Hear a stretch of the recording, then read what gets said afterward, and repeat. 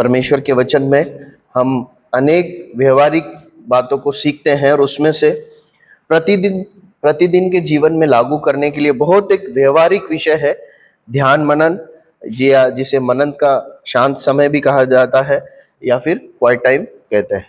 ध्यान मनन क्या है, क्वाइट टाइम क्या है? ध्यान मनन की एक परिभाषा बनाई जाए तो हम उसे इस प्रकार कह सकते हैं, एक विश्वासी के द्वारा एकांत में परमेश्वर के साथ वचन पढ़ने और प्रार्थना करने में दिए जाने वाले समय को शांत समय या क्वाइट टाइम कहते हैं। देखिए, एक विश्वासी के साथ परमेश्वर के सम्मुख एकांत में संगति करने का समय है एक शांत समय।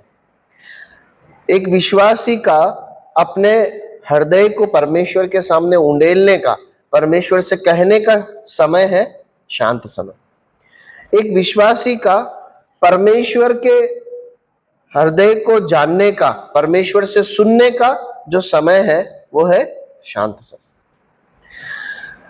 हम बाइबल में अगर ध्यान से देखें तो परमेश्वर के अनेक भक्त जो परमेश्वर के हाथों में बहुत सामर्थ्य के साथ उपयोगी हुए हैं, या जिन्हें परमेश्वर के वचन में हम बहुत उदाहरणीय भक्तों के रूप में देखते हैं, अगर उनके जीवन को टटोलेंगे तो हम पाएंगे कि वो लोग परमेश्वर के साथ एकांत में समय बिताते हैं। और ऐसा नहीं है कि एक समय आया तब मनुष्य को ऐसा जान पड़ा कि हमें ऐसा करना चाहिए, नहीं, परंतु यदि आप ध्यान से पढ़ेंगे तो हम उत्पत्ति की पुस्तक में इस संगति को देखते हैं। उस भाग को निकाल लेंगे, उत्पत्ति की पुस्तक 3 अध्याय और 8 आयत। देखिए, वहां पर लिखा है कि परमेश्वर दिन के समय में वाटिका में फिरता था। क्यों आता था परमेश्वर? क्यों आते थे परमेश्वर वाटिका में? आदम और हवा के साथ संगति करने आते थे, है ना। परमेश्वर मनुष्य नहीं है। हम बगीचे में या कई जगहों पर जो हमने नहीं देखी घूमने जाते हैं, लेकिन परमेश्वर स्वयं ने उस अदन की वाटिका को बनाया था। और लिखा है कि वो नियमित रूप से आदम और हवा के साथ संगति करने आते थे। ये जो संगति है ना, ये उत्पत्ति की पुस्तक में जो संगति को दर्शाया गया है, ये ध्यान मनन का एक तस्वीर को हमें बताता है। जब परमेश्वर अकेले में आदम और हवा के साथ क्या करते हैं? बातचीत करते हैं, उनके साथ समय बिताते हैं। बाइबल में अनेक भक्तों के उदाहरण हमें मिलते हैं। हम जल्दी से कुछ पदों को पढ़ेंगे जहां पर हम परमेश्वर के लोगों को परमेश्वर के साथ समय बिताते हुए देखते हैं और फिर आगे बढ़ेंगे। दानियल को हम देखते हैं। दानियल को हम परमेश्वर के सम्मुख अकेले में प्रार्थना करते हुए देखते हैं। उसके बाद हम दाऊद को देखते हैं। दाऊद जो है वो एकांत में, पढ़िए भजन संहिता 104 का 34, मेरा ध्यान करना उसे प्रिय लगे क्योंकि मैं यहोवा के कारण आनंदित। एक और पद को पढ़ लीजिए, 63 का 6 पढ़िए। देखिए, दाऊद एक ऐसा व्यक्ति था जो परमेश्वर के साथ अकेले में समय बिताता था। अनेक ऐसे भाग आपको मिलेंगे जहां पर हम दाऊद को परमेश्वर के साथ एकांत में बातें करते हुए, परमेश्वर से सुनते हुए और परमेश्वर से कहते हुए देखते हैं। मूसा को हम परमेश्वर के साथ समय बिताते हुए देखते हैं। पढ़िए निर्गमन की पुस्तक 33 अध्याय 8 और 9 आयत, इसी का 24 अध्याय 12 और 18 पढ़िए। देखिए, ऐसे अनेक और स्थान हैं जहां पर हम मूसा को परमेश्वर के साथ एकांत में समय बिताते हुए देखते हैं। ये वो समय है जब परमेश्वर अपनी आज्ञाओं को, विधि नियम को मूसा को, और मूसा के द्वारा किसको दे रहा है? अपनी प्रजा को दे रहा है। मूसा परमेश्वर के सामने कुछ बातों को रख रहा है और मुख्य रूप से परमेश्वर मूसा से बातें कर रहा है। हम प्रभु यीशु मसीह को एकांत में प्रार्थना करते हुए देखते हैं। लूका रचित सुसमाचार 6 अध्याय उसकी 12 आयत, लूका का सुसमाचार 6 अध्याय 12 आयत, मती का 14 अध्याय और उसकी 23वीं आयत कि प्रभु यीशु मसीह परमेश्वर के पिता के साथ एकांत में समय बिताते थे। वहां पर लिखा है प्रार्थना करने गए। हम प्रार्थना क्यों करते हैं? क्योंकि हमें कुछ मांगना होता है। प्रभु यीशु मसीह को कुछ चाहिए क्या? प्रभु यीशु मसीह को कुछ मांगना था क्या? देखिए, जब ऐसा लिखा है कि प्रभु यीशु मसीह परमेश्वर पिता के साथ एकांत में जब अंधेरा ही था तब प्रार्थना करने के लिए गए, इसका इसका सही अर्थ यह है कि प्रभु यीशु मसीह अपने पिता के साथ संगति करने गए। देखिए, ध्यान मनन एक औपचारिक क्रियाकलाप नहीं है, परंतु एक ऐसा समय है जब परमेश्वर का बेटा या बेटी, प्रभु यीशु मसीह के शिष्य परमेश्वर की उपस्थिति में परमेश्वर के प्रेम से भरकर बैठते हैं। उन्हें परमेश्वर की चाह है, वो परमेश्वर के साथ संगति करना चाहते हैं। बहुत स्वाभाविक रूप से हम जिनसे प्रेम करते हैं उनके साथ संगति करते हैं, है ना, उनके साथ समय बिताते हैं। ठीक उसी प्रकार ध्यान मनन एक स्वाभाविक रूप से एक विश्वासी के हृदय की चाह होना चाहिए कि वो अपने परमेश्वर के साथ समय बिताए। पढ़िए उत्पत्ति 25 उसका 22वां अध्याय। क्या करने गई? परमेश्वर की इच्छा पूछने को भी। कहाँ गई? कोई जगह थी क्या? नहीं, एकांत में परमेश्वर से प्रार्थना करने। इस हृदय के साथ वो गई कि मैं एकांत में जाके परमेश्वर को पुकारूंगी, परमेश्वर की उपस्थिति में बैठूंगी और प्रार्थना करके परमेश्वर से पूछूंगी कि परमेश्वर मेरे गर्भ में पल रहे बच्चों के बारे में क्या बोल रहा है। और उसके बाद हम देखते हैं परमेश्वर बात करते हैं क्या? परमेश्वर बात करते हैं। देखिए, जब एक व्यक्ति एकांत में परमेश्वर के साथ समय बिताता है ना, परमेश्वर निश्चित रूप से उससे बातचीत करते हैं। और कोई उदाहरण याद आते हैं? देखिए, उत्पत्ति से लेकर प्रकाशित वाक्य तक हमने कुछ नाम देखे, लेकिन अनेकों अनेकों नाम हैं। हम इब्राहिम के विषय में पढ़ सकते हैं, हम इसहाक के विषय में पढ़ सकते हैं। इसहाक के विषय में उत्पत्ति की पुस्तक 24 अध्याय उसकी 63 आयत में लिखा है कि जो है रिबका से मिलने से पहले जब रिबका उसके स्थान पर पहुंच रही थी, वो ऐसा लिखा है वो ध्यान करने के लिए, परमेश्वर के सम्मुख बैठने के लिए शाम के समय निकला। प्रियो, अनेक अनेक परमेश्वर के जनों को हम परमेश्वर के वचन में पाते हैं जो क्या कर रहे हैं? परमेश्वर के साथ एकांत में समय बिता रहे हैं। एक परमेश्वर के भक्त ने इस प्रकार कहा कि एक विश्वासी का मसीह जीवन इस बात पर निर्भर करता है कि वो परमेश्वर के साथ एकांत में समय बिताता है या नहीं। मैं अपना प्रतिदिन का मसीही जीवन आज्ञाकारिता में, पवित्रता में, परमेश्वर के भय में, परमेश्वर की इच्छा के अनुसार जीऊंगा या नहीं जीऊंगा, उसका क्या स्तर रहेगा, ये इस बात पर निर्भर करता है कि मैं परमेश्वर के साथ एकांत में समय बिताता हूं या नहीं बिताता हूं। आपको मालूम है, परमेश्वर के वचन में ध्यान मनन करने की आज्ञा दी गई। बताएंगे कहां दी गई? पढ़िए, यहोशू की पुस्तक 1 अध्याय और उसकी 8 आयत। यहोशू की पुस्तक 1 अध्याय 8 आयत। व्यवस्था की ये पुस्तक तेरे चित्त से कभी न उतरने पाए, इसी में दिन रात क्या किया करना? ध्यान दिए रहना, कि जो कुछ उसमें लिखा है उसके अनुसार करने की तू चौकसी कर। परमेश्वर का वचन आज्ञा के रूप में परमेश्वर के लोगों को इस बात को देता है कि वो लोग, परमेश्वर के लोग, परमेश्वर के वचन को ध्यान पूर्वक पढ़े। इंग्लिश में ऐसा लिखा है कि मेडिटेशन करें। देखिए, वचन को पठन कर लिया, बस एक वाचन कर लिया और हम चले गए, इस प्रकार से परमेश्वर के वचन को पढ़ने के लिए यहां पर नहीं बताया गया। परंतु ध्यान करना मतलब उसे पढ़कर उस पर मनन करना कि वो वचन क्या कहता है, और फिर क्यों क्या करना, उसे क्या करना, उसमें जो कुछ लिखा है उसके अनुसार करने की तो चौकसी करना।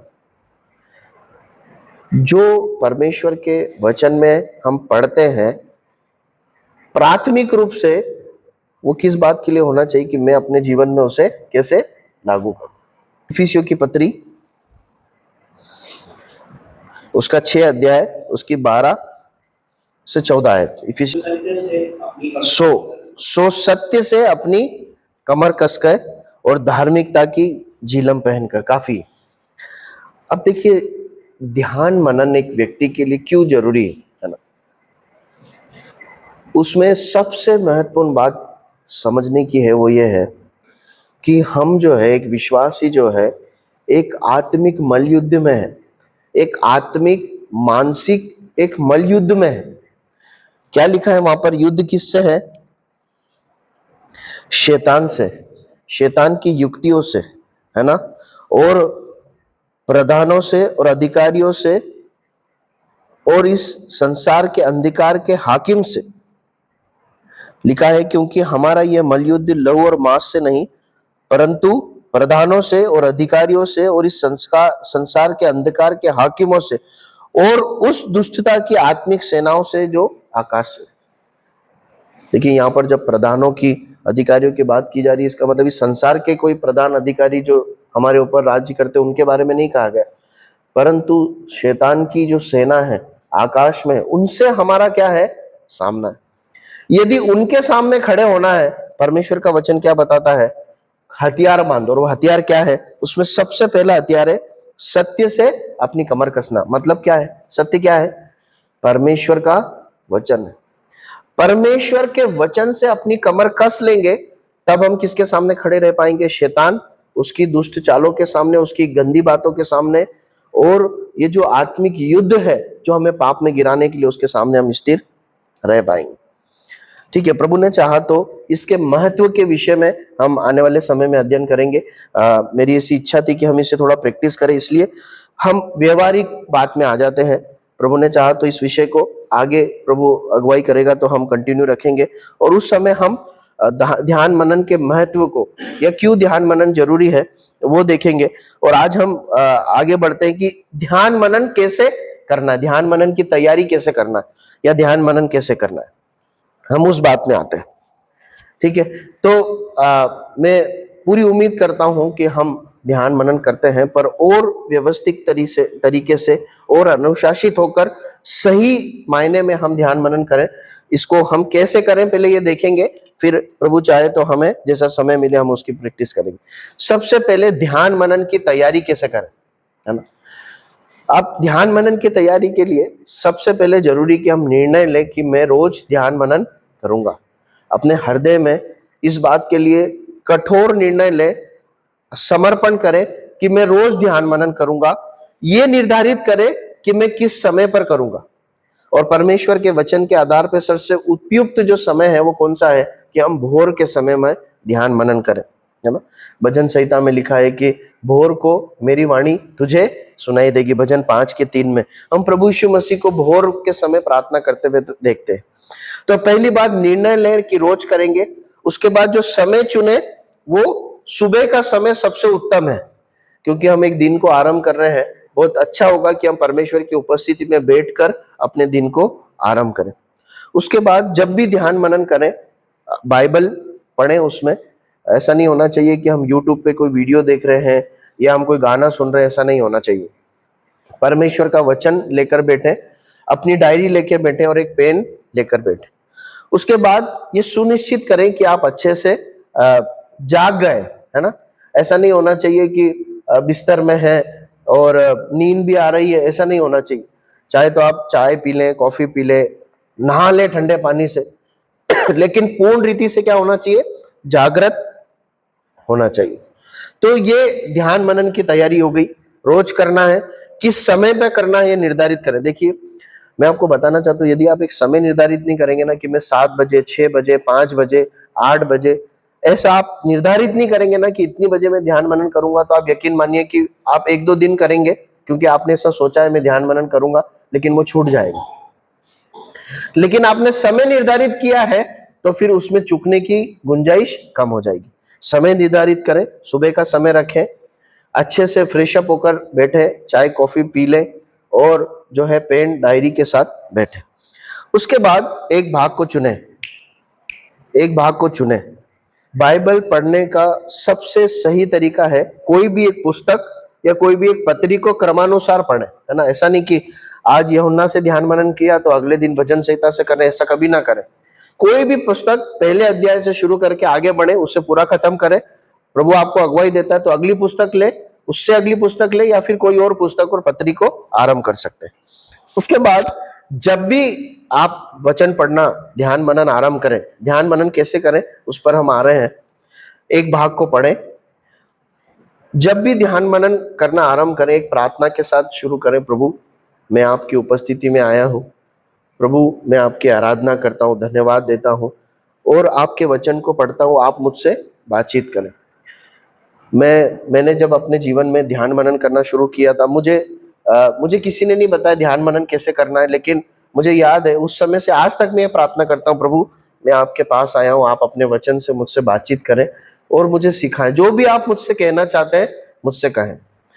कई बार मैं ऐसा भी कहता हूँ, प्रभु मैं जैसा हूँ वैसा आपके पास आया हूँ, आप मेरी सारी हालातों को जानते हैं, आप अपने वचन से मुझसे बातचीत करें। एक छोटी प्रार्थना के साथ वचन पढ़ना आरंभ करें।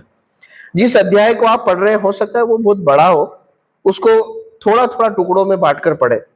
एक भाग ले, एक घटना ले लें जो उस अध्याय में दी हुई है क्रम से, उसको 1, 2 या 3 बार पढ़े, फिर उसे मनन करें, उसमें क्या हम सीखते हैं। अब जो भी भाग आपने पढ़ा है उसमें मुख्य रूप से 6 से 7 बातें ढूंढने की कोशिश करें, है ना। देखिए आपका ध्यान मनन बहुत अर्थपूर्ण हो और व्यवहारिक हो, इसके लिए कुछ बातों को प्रैक्टिस में लाना जरूरी है। जब भी हम कोई भाग पढ़ते हैं ध्यान मनन में, उसमें कुछ बातों को ढूंढने की कोशिश करना चाहिए। सबसे पहली बात, आप लिख लीजिए, उस पॉइंट्स को लिख लीजिए ताकि हम जब अभी प्रैक्टिस करेंगे ना तो वो काम आएगा। मैं परमेश्वर के बारे में क्या सीखता हूं। पहली बात, मैं परमेश्वर के बारे में क्या सीखता हूं।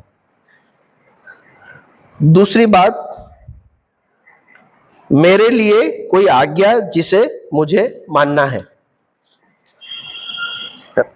परमेश्वर के बारे में कोई बात, कोई आज्ञा जिसे मुझे मानना है ना, आप शॉर्ट करके लिख लीजिए। कोई अच्छा या बुरा उदाहरण, किसी व्यक्ति के रूप में कोई अच्छा या बुरा उदाहरण, तीसरी बात उसमें ढूंढने की कोशिश करना। उसके बाद चौथी बात, कोई पाप या बुराई का वर्णन जिससे मुझे बचना है। चौथी बात, कोई पाप या बुराई का वर्णन, जिक्र वहां पर किया गया है जिससे मुझे बचना है। कोई प्रतिज्ञा या आशीष, है ना, प्रोमिसेस, कोई प्रतिज्ञा या कोई आशीष दी गई है जिससे मुझे परमेश्वर से मांगना है। ठीक है, कोई प्रतिज्ञा या आशीष। छठवीं बात, कोई डॉक्ट्रिन वहां पर है क्या सीखने के लिए, कोई सिद्धांत है क्या सीखने के लिए, वो अगर मुझे मिलता है तो मुझे नोट करना है। ठीक है, कोई नई बात मैं उसमें से सीख रहा हूं क्या, कोई नई बात मैं उसमें से सीख रहा हूं क्या, ये नोट करना है। और अंतिम बात, जो मैंने आज सीखा मैं कैसे लागू करूंगा। आज जो मैंने सीखा उसे व्यवहारिक जीवन में मैं कैसे लागू करूंगा, देखना है। ठीक है, पहली बात, मैं परमेश्वर के बारे में क्या सीखता हूं। दूसरी बात, कोई आज्ञा जिसे मुझे मानना है। तीसरी बात, कोई अच्छा या बुरे व्यक्ति जो मेरे लिए उदाहरण है, यहाँ पर कोई अच्छा या बुरा उदाहरण। तीसरी बात, चौथी बात, कोई पाप जिससे मुझे बचना है।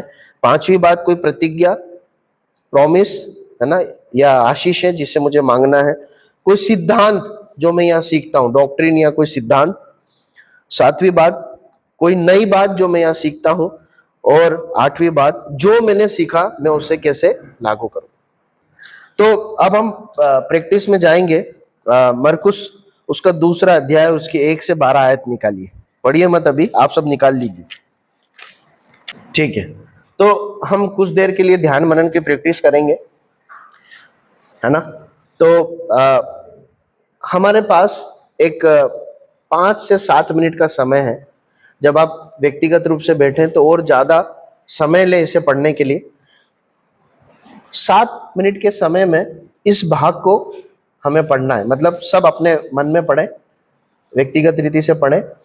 उसके बाद ध्यान मनन कैसे करना जो हमने सीखा उस अनुसार चीजों को नोट करें। सबसे पहले इसे पढ़ लीजिए मन में, 1 बार पढ़ लीजिए, 2 बार पढ़िए, 3 बार, आराम से पढ़िए, शांति से इस प्रार्थना के साथ पढ़िए, प्रभु आप मुझसे बातचीत कीजिए। उसके बाद जब भी कोई भाग पढ़े उसे घटना या कहानी के रूप में अपने मन में तैयार कीजिए, क्या हो रहा है ना। जब भी एक भाग पढ़ते तो क्या हो रहा है ये देख लीजिए। उसके बाद कोई शहर का नाम है क्या, व्यक्ति के कुछ नाम है क्या, उसको थोड़ा सा एक बार देखिए, कौन किससे बात कर रहा है ये देखिए। फिर जो हमने पॉइंट्स देखे हैं उसके अनुसार अपने नोट्स बनाइए। ठीक है, तो आपको 10 मिनट का समय दिया जाता है। सभी लोग पढ़ें मरकुस दूसरा अध्याय 1 से 12 आयत, और जो पॉइंट्स हमने देखे 7 पॉइंट्स, उसके अनुसार उसमें नोट्स बनाइए। सरल सरल बातें जो सीधे परमेश्वर का वचन हमें सिखाता है, वो नोट करने की कोशिश कीजिए। उसको बहुत जटिल मत बनाइए। पूरे मन को शांत रखिए, खुला रखिए। प्रभु आप मुझसे बातचीत करें। आ, हम इस हृदय से वचन पढ़े, प्रभु मैं सुनना चाहता हूँ, मैं मानना चाहता हूँ। इस हृदय से ना पढ़े कि आपको कहीं क्लास लेनी है ना, आप समझ रहे हैं ना, केवल अभी, परंतु जब आप ध्यान मनन करते हैं तो कभी भी ये सोचकर मत पढ़े कि आपको कहीं पढ़ाना है, प्रचार करना है। नहीं, केवल इस हृदय से पढ़े, प्रभु मैं आया हूँ, आप मुझसे बातचीत करें। और सरल सरल बातों को लिखे तो ध्यान मनन बहुत स्वादिष्ट होगा, आपको बहुत आनंद मिलेगा और अ, आप कुछ बातों को जरूर सीख पाएंगे। ठीक है, समाप्त करते हैं। और फिर जब हम इस पे चर्चा करेंगे तो आप अपने कुछ और विचार जो आपने लिखे नहीं पर आपके मन में आए तो साझा कर सकते हैं। तो ध्यान मनन कैसे करें, हमने इस बात को देखा और अभी हम उसकी प्रैक्टिस कर रहे हैं। ठीक है, तो सबसे पहला नियम क्या है, क्या करेंगे, भाग को पढ़ेंगे, एक दो या तीन बार, एक से अधिक बार पढ़ेंगे और उसे घटना या कहानी के रूप में एक बार समझ लेंगे। तो यहाँ पर जो घटना या जो कहानी के रूप में हमें गढ़ना है, तो कोई भी एक व्यक्ति उसे बता सकता है जिसकी इच्छा हो, क्या हो रहा है यहाँ पर, कैसे कहानी के रूप में इसे गढ़ेंगे। घटना का एक पिक्चर होना चाहिए। तो प्रभु यीशु मसीह एक गांव में आए हैं, एक घर में हैं, वचन बांट रहे हैं और एक चार दोस्त अपने एक दोस्त को जो बीमार है प्रभु यीशु मसीह के पास लाते हैं और प्रभु यीशु मसीह उसे चंगा कर देते हैं। ये है कहानी, है ना, वो इतने रूप में बनाना है। फिर अंदर क्या क्या घटना हुई है वो तो हम मनन करेंगे। तो इतना पिक्चर क्लियर होना चाहिए। ऐसा नहीं होना चाहिए कि किसी भाग को हम पढ़ रहे हैं, मालूम ही नहीं कि क्या हो रहा है, कौन किससे बात कर रहा है, कौन बोल रहा है, एक व्यक्ति चार को लेके तो नहीं आ गया। ऐसा नहीं होना चाहिए। आप समझ रहे हैं क्या हो रहा है, ये पिक्चर दिमाग में क्लियर होना चाहिए। क्यों?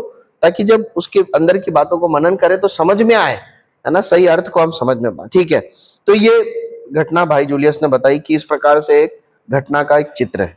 ठीक है, अब बताइए कि एक पहली आयत से आरंभ करते हुए बताते, आप बता सकते हैं कि आपने क्या क्या सीखा। जो पॉइंट हमने नोट किए थे ना, 7 पॉइंट, उसके आधार पर कौन कौन सी बात हम सीखते हैं पहली और दूसरी आयत के आधार पर। तो पहली बात हम सीखते हैं, वहां पर लिखा है कि प्रभु यीशु मसीह वचन सुना रहे थे और बहुत सारे लोग सुनने आए। तो भीड़ से हम एक बात सीखते हैं, लोगों से हम एक बात सीखते हैं, मुझे जब परमेश्वर का वचन सुनाया जाए तो क्या करना है, सुनना है ना। तो इसको कैसे लिखेंगे, ऐसा लिखेंगे जैसे मैं लिखता हूं वो इस प्रकार लिखता हूं, मरकुस 2 का 1 और 2 ऐसा लिखता हूं और उसके आगे लाइन खींच के लिखता हूं कि जब परमेश्वर का वचन सुनाया जाए मुझे सुनना है ध्यान से। ठीक है, ये एक पॉइंट हो गया। मैं करके लिखिए, है ना। मैं, अगर आप मेरी डायरी उठा के देखेंगे, मेरे ध्यान मनन के पॉइंट्स को पढ़ेंगे ना आप, तो वहां पर हर जगह मैं ऐसे ही लिखता हूँ, मुझे मुझे ऐसा करना है, मैंने ऐसा किया, मुझे ऐसा करना चाहिए, मुझे सीखना है ना। तो पहली बात हम सीखते हैं, जब वचन सुनाया जाए तो मुझे ध्यान से वचन सुनना है। ठीक है, और कोई बात? अच्छा, एक और अच्छी प्रैक्टिस ये है कि अगर कोई गांव का नाम है, शहर का नाम है, तो जरा वो भी याद कर लीजिए। देखिए, ये सब लिखने के लिए नहीं है कि कफरनहूम में प्रभु आए हैं, क्योंकि अगर आप ये सब लिखेंगे ना तो आपको 1-2 घंटा चाहिए ध्यान मनन करने के लिए।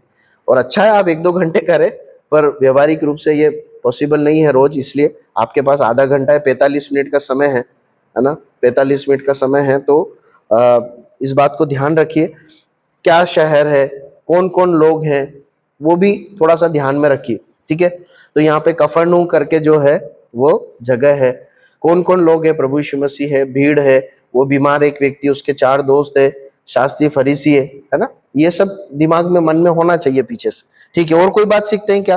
एक बात हम यहाँ पर एक और सीखते हैं, एक व्यक्ति है जिसका नाम नहीं है लेकिन उसका घर है ना, उसका नाम गुप्त रखा गया है। तो इस व्यक्ति ने अब प्रभु यीशु मसीह को अपने घर बुलाया। तो भाई सुधांशु ने एक पॉइंट ये बताया कि हमें अपने घर को परमेश्वर के कार्य के लिए खोलना। सही है ना, स्पष्ट है, कोई तोड़ मड़ोड़ के इंटरप्रेट नहीं करने की जरूरत है, सीधा सीधा इंटरप्रिटेशन है। अपने घरों को परमेश्वर के कार्य के लिए खोलना है। जैसे इस व्यक्ति ने खोला। ठीक है, और कुछ बात प्रभु यीशु मसीह से कुछ सीखते हैं क्या? प्रभु यीशु मसीह सुसमाचार को, वचन को बांट रहे हैं, इसलिए कि हम सब विश्वासी हैं, हम इस प्रभु यीशु मसीह के शिष्य, हमें परमेश्वर के वचन को बांटना हमारी एक जिम्मेदारी है ना। प्रभु यीशु मसीह अपने जीवन काल में मुख्य रूप से परमेश्वर के वचन को बांटा करते थे। वो जगह जगह जाते थे और वचन बांटते थे, फिर लोग आकर चंगाई मांगते थे और प्रभु देते थे, है ना। प्रभु यीशु मसीह चंगाई इवेंट नहीं करते थे, प्रभु वचन को बांटा करते थे। तो मुझे लोगों से परमेश्वर के वचन को बांटना है, ये एक बात सीखते हैं। ठीक है, आगे बढ़ते हैं, तीसरी आयत में आते हैं। ठीक है, 3 बात हमने देखी। आप उस पॉइंट को जैसा हम देख रहे हैं ना, छोटे छोटे शब्दों में लिखिए ताकि आपको आगे प्रैक्टिस करने में काम आएगा किस तरीके से लिखा जाता है। मुझे अपना घर सेवा के लिए, परमेश्वर के कार्य के लिए खोलना है। जब वचन बांटा जाए मुझे ध्यान से सुनना है, और जो भी अवसर मिले मुझे वचन बांटना है। तीसरी आयत से कुछ सीखते हैं क्या? तीसरी और चौथी आयत से हमें जो जरूरतमंद हमारा दोस्त है या जो भी जरूरत में उसकी मदद करनी चाहिए। ठीक है, एक बात ये हम सीखते हैं, मुझे अपने दोस्तों की या जरूरतमंद की मदद करना चाहिए। और अगली बात हम सीखते हैं कि जब हम प्रभु यीशु मसीह के पास आते हैं या किसी को लेकर आते हैं तो विश्वास के साथ आना है कि प्रभु इसकी मदद जरूर करेंगे। ठीक है, जब मैं प्रभु के पास आता हूं तब मुझे विश्वास के साथ आना है। ठीक है, मुझे दूसरों की मदद करना है। अगली बात सीखते हैं, मुझे विश्वास के साथ आना है। और कुछ सीखते हैं क्या? तो वहां पर हम ये देखते हैं कि वो लोग ला रहे हैं, और पहली बात तो कंधे पे लाए 4 लोगों को, उसके बाद लेकर आए, पहुंचा तो बहुत भीड़ है। अब वो छत पे गए, परिश्रम किया, फिर छत खोली, परिश्रम किया, फिर लटका कर नीचे पहुंचाया। तो परिश्रम करना चाहिए, है ना। सुधांशु भाई ने एक बात बताई, एक पॉइंट बताया कि मुझे परिश्रम करना चाहिए। अब इसलिए कि संदर्भ ये है कि वो प्रभु के पास आए, प्रभु के पास परिश्रम से ले गए, तो मुझे प्रभु के पास आने के लिए, ध्यान मनन करने के लिए या आत्मिक कार्य करने के लिए मुझे कठिन परिश्रम करना चाहिए। ठीक है, सही है। देखिए, जब भी भाग को पढ़ते हैं ना, क्यों मैंने इस बात को बार बार दोहराया कि 1 बार पढ़िए, 2 बार पढ़िए, 3 बार पढ़िए, उसके बाद एक एक आयत को मनन कीजिए, क्या हो रहा है, कौन बोल रहा है, क्या कर रहा है, वहां पर हो क्या रहा है। जब आप ऐसा सोचेंगे ना तो परमेश्वर का वचन आपसे बातचीत करेगा। ठीक है, तो हमने इसमें भी 3 बातों को देखा, दूसरों की मदद करना चाहिए, विश्वास के साथ आना चाहिए, और विश्वास के साथ कठिन परिश्रम करना। और कुछ सीखते हैं क्या जी? निराश नहीं होना चाहिए, परिश्रम कर, वो भीड़ को देखकर निराश नहीं हो गए कि इतनी दूर से आए, अब अंदर तक तो पहुंच नहीं सकते, वापस नहीं चले गए, है ना। तो परिश्रम करते रहना जब तक रिजल्ट ना आए, और निराश नहीं होना। और कुछ 5वीं आयत से प्रभु यीशु पाप क्षमा करते हैं। ये कौन से पॉइंट के अधीन आता है? हमने जो 7 पॉइंट देखे थे उसमें किसके अधीन आता है? पहला, परमेश्वर के बारे में क्या सीखता हूं, एक ये पॉइंट के अंतर्गत आता है, और छठे पॉइंट के अंतर्गत आता है कोई सिद्धांत जो सीखना है। केवल परमेश्वर ही पाप को क्षमा करते हैं, कर सकते हैं, ये एक सिद्धांत हम सीखते हैं वहां पर। और दूसरी बात, हम परमेश्वर के बारे में सीखते हैं कि परमेश्वर पाप को क्षमा करते हैं।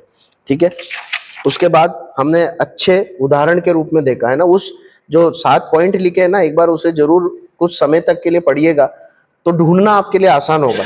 यहाँ पर उन 4 दोस्तों से हम ये सीखते हैं, अच्छा उदाहरण सीखते हैं कि दूसरों की मदद करना चाहिए, परिश्रम करना चाहिए, विश्वास के साथ आना चाहिए।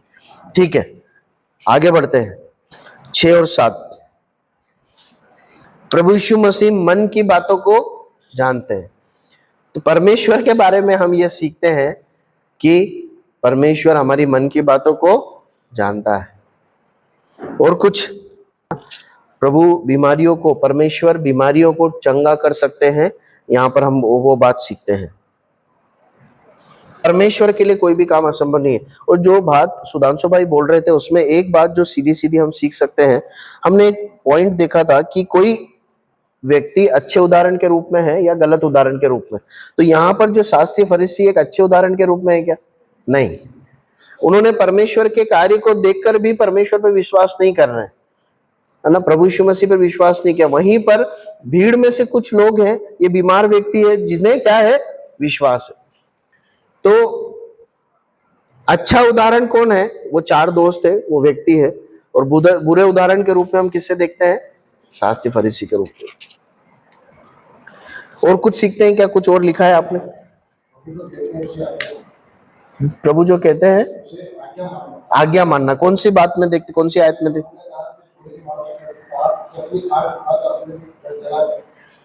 हाँ, तो वो चला गया, है ना, उसने विश्वास किया। प्रभु ने बोला उठाकर चला जा, तो वो उठ के जाने लगा। ऐसा नहीं बोला कि प्रभु मैं तो बीमार हूँ, ऐसे कैसे करूं, अभी आप ठीक करो, ऐसा नहीं, वो जाने लगा। तो प्रभु जो आज्ञा दे उसे मानना। और कुछ देखते हैं क्या?